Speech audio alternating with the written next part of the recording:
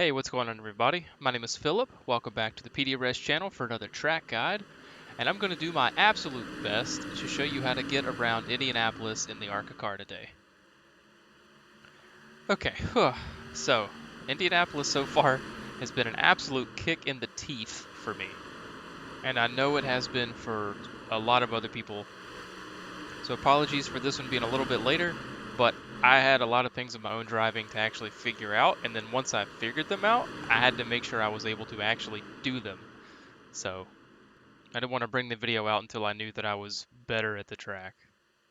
So the race that you'll be seeing in the background today for a lot of this will be a 4,300 strength of field race at Indianapolis, where I basically fell back the whole time. So when this comes up, just enjoy watching Indianapolis slowly bully me into submission until I finally gave in. Okay, class. We're going to go on a field trip. We're going to leave Indianapolis for a little bit, and we're going to travel over to the centripetal circuit, where you're going to learn one of the most basic yet most important skills that you need to know to start improving in Indianapolis.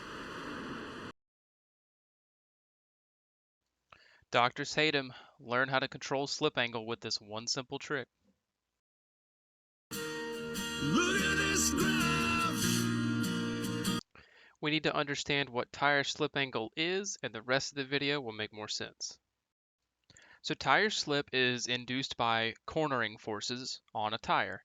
What happens is, as the car or truck experiences a load, the contact patch of the tire will begin to gain and lose grip really rapidly and flip between those two states. So gaining grip, losing grip, gaining grip, losing grip very fast. And what that results in is the tire actually having more grip than it would if it was not slipping across the surface. So when this happens, the car appears to be sliding, but it's very controlled and it's not out of control. So finding that perfect slip angle is key to being fast at Indianapolis with these cars. So load up the Indianapolis setup for this car, and you'll pick your steering ratio that you want to use, and you'll ride around this outside ring of the centripetal circuit, because it's as close as you can get really to the corners of Indianapolis, relatively flat. But what you're going to do is you're going to try to go as quick as you can around this outside ring and keep control of the car. Now, what you're looking for in your steering wheel, especially if you're a driver that uses force feedback, is that as the rear of the car starts to get into this slip angle, your steering wheel is going to start tugging you just a little bit off to the right. And you're going to feel like you need to steer into the back of the car or steer into the slide. And when you feel that, you kind of got to get used to it and learn how to control it. So you don't want to have too much tire slip back there, because then you'll be losing momentum and adding a bunch of heat into your tire. But a little bit is good. So just practice holding it right there at that edge to where you can kind of keep the steering wheel a little bit more neutral. You're not having to turn left very hard to hold that angle. And you'll have to get used to kind of where your throttle position is and how the steering feels when the car is actually in the middle of this tire slip condition. So just go around, play with a bit, add more throttle, and when you do, the rear of the car is going to want to come around more. If you add more steering, the car might try to spin out as well. And you can use these to your advantage throughout the race. So if you enter a corner, and you can try to turn the steering wheel a little bit more if it feels like you're not going to make the corner, or you can add a little bit more throttle. So practice and play with which option would be better for maybe a different scenario. So now that you have that concept in your head, we'll go ahead and take a look at the lap, and I want you to look for moments where the car is starting to slip and we're kind of using what we've practiced here.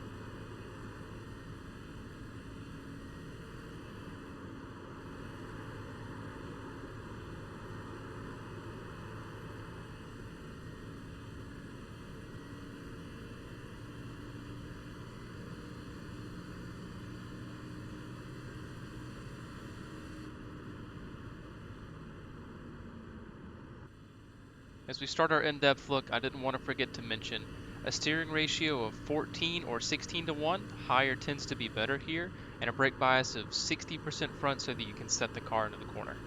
It's very important that you try to get the front of the car below the white line in the corner, right next to that like rain gutter curve or whatever that is, because that's going to let you carry the most momentum possible through the corner. Now slowing it down here, coming down the main straightaways, the two longest straights, stay off of the wall just a little bit. It seems like if you get way up close to the wall, then you pack a little extra air on the spoiler and it slows the car down a little bit. And you don't want to do that in qualifying. So coming down here, you'll see these boards. We just passed the 3. Here comes the 2 board.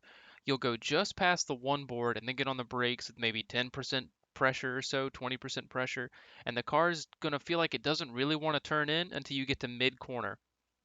Once you start adding your throttle back in, the car feels like it wants to jump loose from mid corner out. So that's where that practice at centripetal circuit on holding that slip angle really comes into play. Now, entering turn 2, since you're not going quite as fast as you were into turn 1, you can just back out of the throttle a little bit and then start adding back in your maintenance throttle to about halfway or 60%. And then once again, play with that slip angle, try to get it just right. And once you feel like you can continue your trajectory through the corner, then you can go ahead and put your foot down. Quick note, sorry about the sound, I forgot to cut it back in. But turns 3 and 4 are pretty much the exact same story as 1 and 2. Try to get below the line. Maintenance throttle is very important. Try not to get too squirrely on the way out. If you step the rear of the car out too much in the corners, then that right rear tire is really getting overheated and it's not giving you momentum out of the corner, so you'll be slower down these long straightaways. And then continue staying just a tad bit off the wall and come down and cross the bricks and set your lap time. So just to reiterate, looking at what it looks like to get the car below the line, if you can master just getting the left side tires on or just below this line, you're going to pick up quite a bit of speed. You will be so surprised at how much faster you'll be.